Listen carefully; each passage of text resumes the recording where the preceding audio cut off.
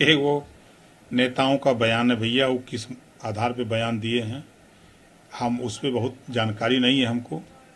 लेकिन हम इस देश में रोटी, कपड़ा, मकान, शिक्षा, दवाई, देश में बेहतरी के लिए गठबंधन होते हैं।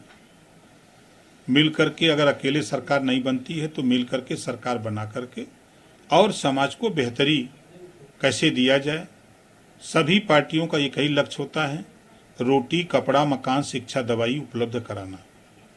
अब उसको दूसरे वे पर एक नेता दूसरे नेता का विरोध नहीं बतियाएगा तो क्या बतियाएगा, उसकी भाषा तो बोलेगा नहीं। तो वही उनके बयान का यही तात्पर्य है। कांग्रेस और समाजवादी पार्टी भाई, शिवसेना भाजपा से गठबंधन किया, ममता जी भाजपा से गठबंधन की, नीतीश जी गठबंधन की, निषाद पार्टी ने गठबंधन किया, सो भाजपा ने किया, अपना दल ने किया। और समाजवादी पार्टी ने 89 में भारतीय जनता पार्टी से गठबंधन करके सरकार बनाई। सभी लोग एक साथ थे 89 में। तो ये राजनीति में ना कोई किसी का दोस्त है ना दुश्मन। वो जब वो गठबंधन करेंगे, कल जब वो करेंगे तब ये बोलेंगे। इसके साथ ही एमपी चुनाव में जेडीयू ने इंडिया गठबंधन में दरार पहुंच सकती है। भाई, समाजवादी पार्टी उतारी तो दरार दिखने लगा। दोनों पक्षों की तरफ से बयान तो इस स्तर तक आ गए कि आज ही गठबंधन टूट जाएगा।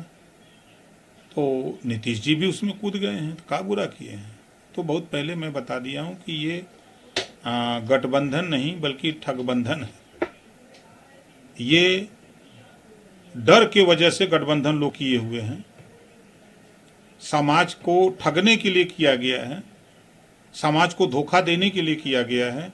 जो सत्ता में रह करके, अगर हम नीतीश जी की बात करें, लालू जी की बात करें, सामाजिक न्याय की बात करते हैं, तो सामाजिक न्याय सिर्फ नीतीश और लालू के लिए है कि सबके लिए है। 8 बार नीतीश जी मुख्यमंत्री बने, 36% बिहार में आबादी है पिछड़ों की। क्या उन्होंने कभी सोचा कि 36% में भी किसी को बना दें? लालू जी भी कभी सोचे? सामाजिक न्याय की तो बात करते हैं लोग, लेकिन क्या कभी सोचा किसी 36% में से किसी को बना दें? मौका मिला भी एक बार तो पत्नी को बना दिए। अरे किसी पिछड़े को बनाते तब ना मैं मानता कि सामाजिक न्याय की बात करते हो। तो ये हक लूटने वाले लोग, समाज को ठगने वाले लोग हैं। ये ठगबंधन वाला है। यूपी में अगर हम बात करें, आप उठा के देखिए, 27% आरक्षण कौन लूटा? इन अति पिछड़ों को किसने ठगा? वोट तो लिया, मुसलमानों का तो वोट लिया, ठगा। सरकार बनी, क्या दिया मुसलमानों को? जुल्हा दुनिया अंसारी, साईं दर्जी, फकीर, काटो, सिपाही, दरोगा है। आप उठा के देखिए, नाई, गोणपाल, प्रजापति, बिंद के वट, मल्ला, राजभर, चौहान, आरा करके, बंसी, बंजारा, बहेलिया, खंघार, ये कै गो हैं? इन लोगों का वोट लेकर ठगने का काम ये लोग किए हैं। लंबे समय तक कांग्रेस की सरकार थी। आज राहुल जी बोल रहे हैं हम जातिवाद जनगणना कराएंगे। ये ठगने का डरामा नहीं है तो क्या है? जब सदन में 2011 की जनगणना सार्वजनिक करने की बात आई तो पेपर किसने फाड़ा? राहुल गांधी ने। आज जातिवाद जनगणना की बात कर रहे हैं, जब सत्ता में थे तब आपने जातिवाद जनगणना क्यों नहीं करा दी? आज अखिलेश जी कह रहे हैं जातिवाद जनगणना। सरकार में जब आप लोग रहते हो तब तो नहीं करते हो। तो ये पूर्ण रूप से ठगबंधन है भैया, ये गठबंधन नहीं है। ये जनता को ठगने वाले लोग हैं, जनता को ठगेंगे। इसके साथ ही समाजवादी केदारनाथ और बद्रीनाथ मंदिर के दर्शन कर रहे हैं, तो वहीं वहाँ उनके महासचिव स्वामी प्रसाद मौर्य जो है वो बता रहे हैं कि केदारनाथ और बद्रीनाथ में अगर अवशेष निकाले जाए तो वहाँ बौद्ध मठों के साक्ष्य मिलेंगे। जब स्वामी जी सत्ता में थे तब नहीं निकाले, सत्ता में थे, 5 साल बीजेपी में मंत्री थे तब नहीं निकाले, बसपा में मिनिस्टर थे तब नहीं निकाले। अब उनको भेजा गया है समाजवादी पार्टी में कि समाजवादी पार्टी जब तक रसातल में न चल जाए तब तक आप इसी तरह बयान देते रहिए। पूरे देश के लोग मान रहे हैं, पूरे देश के लोग जा रहे हैं, दर्शन पूजन कर रहे हैं।